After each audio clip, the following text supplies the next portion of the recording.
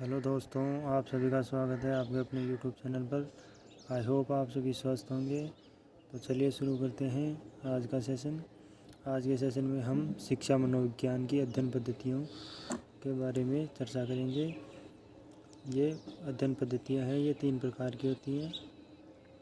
एक तो निरीक्षण विधि होती है, एक प्रयोगात्मक विधि होती है, एक वस्तुनिष्ठ विधि होती है। 3 प्रकार की विधियाँ होती हैं शिक्षा मनोविज्ञान की अध्ययन पद्धतियाँ। पहले बात कर लेते हैं निरीक्षण विधियाँ, ऑब्जर्वेशन मेथड्स के बारे में हम बात कर लेते हैं। ये भी 3 प्रकार की होती हैं। एक तो आत्मनिरीक्षण विधि होती है, एक बहिः दर्शन विधि होती है, एक गाथा वर्णन विधि होती है। हम पहले आत्मनिरीक्षण विधि के बारे में चर्चा करते हैं। आत्मनिरीक्षण विधि का प्रतिपादन विलियम वुंट व टिचनर ने किया था। विलियम वुंट और टिचनर ने क्या किया था? आत्मनिरीक्षण विधि का प्रतिपादन किया था। इसको परंपरागत विधि के नाम से भी जाना जाता है। इसका अर्थ की बात करते हैं तो व्यक्ति स्वयं की अनुभूति या क्रियाओं का स्वयं मस्तिष्क द्वारा निरीक्षण करता है, उसको आत्मनिरीक्षण विधि कहते हैं। अर्थात मस्तिष्क द्वारा अपनी क्रियाओं का निरीक्षण ही आत्मनिरीक्षण है।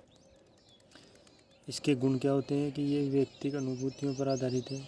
सबकी अपनी अपनी अनुभूतियाँ होती हैं, उस पर आधारित है। मानसिक स्थिति का बोध कराती है, मेंटली स्ट्रॉन्ग है या वीक है उसके बारे में बोध कराती है आत्मनिरीक्षण विधि। इसके अलावा यह अनुमानों पर आधारित है। इसके अलावा किस पर आधारित है? आत्मनिरीक्षण विधि अनुमानों पर आधारित है। दूसरी विधि का नाम है बहिर्दर्शन विधि। बहिर्दर्शन विधि का प्रतिपादन जे.बी. वॉटसन ने किया था। इसमें विद्यार्थी के व्यवहार का अध्ययन निरीक्षण के द्वारा किया जाता है। निरीक्षण 4 रूपों में संपन्न होता है: औपचारिक, फॉर्मल, इनफॉर्मल, अनौपचारिक, सहभागी और असहभागी के रूप में 4 रूपों में निरीक्षण होता है बालक का। इसके गुण क्या है? सहज एवं स्वाभाविक क्रियाओं का अध्ययन ही व्यक्ति के वर्तमान का अध्ययन कराती है। व्यक्ति के वर्तमान का अध्ययन कराने के लिए कौन सी विधि उपयोगी है? बहिर्दर्शन विधि उपयोगी है। क्वेश्चन बन सकता है कि व्यक्ति के वर्तमान का अध्ययन कौन सी विधि कराती है? तो बहिर्दर्शन विधि कराती है। इसके दोष क्या हैं? ये पक्षपात और द्वेष की संभावना रहती है। इसमें निरीक्षण द्वारा संपूर्ण व्यवहार व व्यक्तित्व को पहचानना असंभव है, क्योंकि व्यक्तित्व और व्यवहार बहुत ही जटिल प्रक्रिया है, जिसे समझने के लिए एक विधि पर्याप्त नहीं है। आगे बढ़ते हैं। अगली विधि का नाम है गाथा वर्णन विधि। गाथा वर्णन विधि, इसमें व्यक्ति अपने पूर्व अनुभवों का वर्णन करता है तथा मनोवैज्ञानिक साइकोलॉजिस्ट है वो उनके वर्णन के आधार पर व्यक्तित्व यानी पर्सनैलिटी का निर्धारण करता है। इसके गुण क्या है कि चेतन ज्ञान से रिलेटेड है। चेतन ज्ञान मतलब जो व्यक्ति को याद रहता है वही उसके बारे में वो वर्णन करता है, जिससे अचेतन मन के जो संबंध होते हैं उसके बारे में ज्ञान नहीं प्राप्त हो सकता। सूचना प्रदान करने योग्य विधि है ये। इसके दोष क्या है कि ये विश्वसनीयता पर आधारित है। विश्वसनीयता पर आधारित नहीं है, क्योंकि व्यक्ति है जिसका अध्ययन करना है वह पूरी बातें बताए या ना बताए इसकी क्या गारंटी है, तो ये विश्वसनीयता पर खरी नहीं उतरती है। वास्तविक मूल्यांकन असंभव है इसके द्वारा। अब हम दूसरी विधि का चर्चा करते हैं। दूसरी विधि है प्रयोगात्मक विधि। प्रयोगात्मक विधि का प्रतिपादन किसने किया था? विलियम वुंट नामक मनोवैज्ञानिक ने किया था। William Wundt. प्रयोगात्मक विधि व्यवहार अध्ययन हेतु उपयुक्त वैज्ञानिक एवं वस्तुनिष्ठ विधि मानी जाती है। प्रयोगात्मक विधि है वो व्यवहार के अध्ययन के लिए उपयुक्त वैज्ञानिक और वस्तुनिष्ठ विधि मानी जाती है।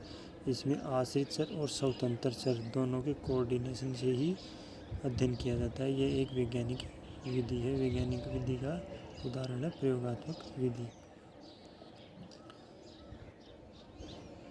आगे बात करते हैं वस्तुनिष्ठ विधियाँ। वस्तुनिष्ठ विधियाँ 5-6 प्रकार की होती हैं, जिसमें इसके अंदर पहली है जीवन इतिहास विधि। कौन सी है?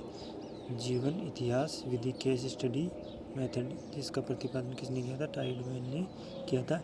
इसमें व्यक्ति के व्यवहार के कारणों का पता लगाने हेतु उसके वर्तमान और इतिहास का अध्ययन किया जाता है। जैसे कोई व्यक्ति है तो उसके व्यवहार अब कैसा है उसका पता लगाने के लिए उसके वर्तमान का और जो बीत चुका है इतिहास उसका अध्ययन किया जाता है। यह विधि नैदानिक मनोविज्ञान में बहुत उपयोगी होती है। जैसे नैदानिक, जैसे डॉक्टर है तो डॉक्टर के पास आते हैं तो वो क्या करता है कि कोई समस्या है तो उससे ठीक करने से पहले वो वर्तमान स्थिति को भी देखता है और पिछली स्थिति को भी देखता है। रोगी से बात करता है कि पहले, आज से पहले क्या प्रॉब्लम थी। तो इसलिए ये नैदानिक मनोविज्ञान में विशेष रूप से प्रयोग आने वाली विधि है जीवन इतिहास विधि। यह समस्यात्मक व असमायोजित बालकों के लिए उपयोगी है। जिन बालकों में कोई किसी प्रकार की व्यवहार करने में समस्या है या समाज में असमायोजित है वो, तो उसके लिए ये एक अच्छी विधि है। गुप्त बातों व अवचेतन व्यवहार के ज्ञान हेतु उपयोगी विधि है कौन सी? जीवन इतिहास विधि। आगे बात करते हैं। आगे प्रश्नावली विधि। प्रश्नावली विधि का प्रतिपादन किसने किया? वुडवर्थ ने किया था। इसको कागज़ पेंसिल टेस्ट भी कहते हैं। कागज़ पेंसिल टेस्ट इसलिए कहते हैं क्योंकि इसमें कागज़ पर छपे हुए प्रश्नों या कथनों की सहायता से व्यक्तित्व का मूल्यांकन किया जाता है। ये 4 प्रकार की होती है: बंद प्रश्नावली, खुली प्रश्नावली, चित्रित प्रश्नावली और मिश्रित प्रश्नावली। 4 प्रकार की, कुल 4 प्रकार की प्रश्नावली विधियाँ होती हैं जिनके द्वारा व्यक्तित्व का मापन किया जाता है। सूचना एकत्रित करने में ये विधि उपयोगी है। दृष्टिकोण निर्माण संबंधी कार्य हेतु ये उपयोगी है। अनुसंधान में रिसर्च करने में ये उपयोगी है।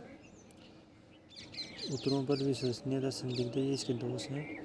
केवल चेतन मन द्वारा ही उत्तर दिया जाता है, अचेतन मन के लिए नहीं दिया जाता है। ये इसके क्या है? दोष हैं ये। आगे बात करते हैं। आगे है समाजमिति विधि। समाजमिति विधि है, इसका प्रतिपादन जे.एल. मोरेनो नामक मनोवैज्ञानिक ने किया था। बालक जब समूह में कार्य करते हैं तब उनमें सामाजिक संबंध स्थापित हो जाते हैं। अतः समूह के सदस्यों के अंतर्वैयक्तिक संबंधों का अध्ययन ही समाजमिति विधि कहलाता है। यह सामाजिक समायोजन में सहायक है। छात्रों में अंतःक्रिया संभव होती है। आगे है विकासात्मक विधि। इसे जेनेटिक मेथड विधि भी कहते हैं। इसमें बालक की वृद्धि एवं विकास का क्रमबद्ध अध्ययन किया जाता है। आगे चलते हैं। आगे है उपचारात्मक विधि। Clinical method. इस विधि का उपयोग समस्यात्मक व्यवहार के निदान एवं उपचार हेतु किया जाता है। 2 प्रकार है, एक तो निदानात्मक, एक उपचारात्मक। निदानात्मक का मतलब है कि इसमें समस्यात्मक व्यवहार के कारणों का, आधार का पता लगाया जाता है। उपचारात्मक में क्या करते हैं कि जो कारणों का पता लगाया जाता है उनको ठीक करने का कार्य किया जाता है। अर्थात इसमें निदानात्मक में जिन कारणों का पता लगाया जाता है उनको ठीक करने का कार्य अथवा समस्यात्मक व्यवहार के कारणों को ठीक करने का कार्य किया जाता है। चलिए आगे बढ़ते हैं। आगे है मनोविश्लेषण विधि। मनोविश्लेषण विधि का प्रतिपादन किसने किया? सिगमंड फ्राइड ने किया था। सिगमंड फ्राइड ने क्या किया था? प्रतिपादन किया था मनोविश्लेषण विधि का। इसमें व्यक्ति के व्यवहार हेतु अचेतन मन को उत्तरदायी माना। सिगमंड फ्राइड ने व्यक्ति के व्यवहार के लिए किसको उत्तरदायी माना था? ये क्वेश्चन बन सकता है कि निम्न में से कौन से मनोवैज्ञानिक ने व्यवहार के लिए अचेतन मन को उत्तरदायी माना? तो उसका उत्तर होगा सिगमंड फ्राइड ने व्यवहार के लिए अचेतन मन को उत्तरदायी माना था। यह वास्तविकता पर आधारित है। मानसिक रोगों के अध्ययन में उपयोगी है। आरोग्य प्रदान करने वाली विधि है। फ्राइड ने 1/10 भाग को चेतन मन कहा था तथा 9/10 भाग को अचेतन मन कहा था। इसी के साथ आज के सेशन को यहीं समाप्त करते हैं। आई होप आप अच्छे से इसको समझे होंगे। हम आगे जो मनोविज्ञान में अनेक मनोवैज्ञानिक हैं उनके बारे में चर्चा करेंगे। तब तक के लिए आप हमारे साथ बने रहें। जय हिंद, जय भारत।